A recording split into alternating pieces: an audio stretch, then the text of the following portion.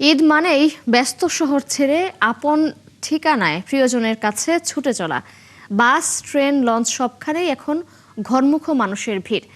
যেখানে একদিনে ঈদের আনন্দে ঘরমুখ মানুষের ঢল, ঠিক সেখানেই অন্যদিকে কিছু মানুষ নিঃশব্দে লড়ছে জীবনের জন্য।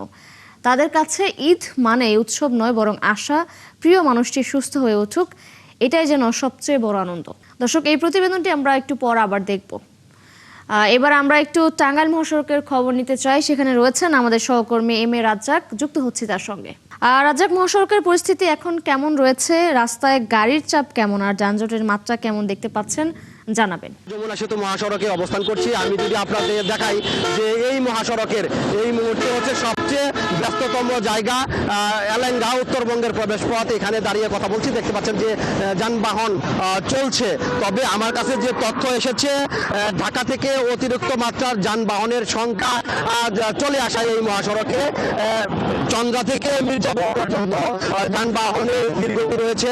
কোথাও কোথাও থেমে যাবে। মির্জাপুর ক্রস করলেই টাঙ্গাইলের সীমানায় এই মহাসড়ক কিন্তু যানবাহন চলছে।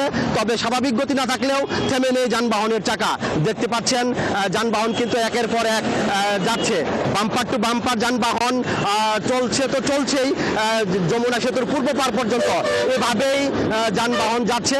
কোথাও কোথাও যানবাহনের গতি থমকে গেলেও আবার সেটি সচল হচ্ছে এবং মহাসড়কে দায়িত্বরত যারা পুলিশ কর্মকর্তা রয়েছেন তারা যেটি বলেছেন, তারা এই মহাসড়কে দায়িত্ব পালন করে যাচ্ছেন যাতে যানবাহনের চাকা থেমে না যায়। তাদের স্লোগানই ছিল এরকম, যাতে যানবাহন সচল থাকে। তাদের সেই লক্ষ্যে তারা কাজ করে যাচ্ছেন বলে আমাকে জানিয়েছেন। তিশা, রাজ্জাক, ধন্যবাদ আপনাকে। আপনি খোঁজখবর রাখতে থাকুন, নিশ্চয়ই পরবর্তীতে আবারও যুক্ত হবো আপনার সঙ্গে।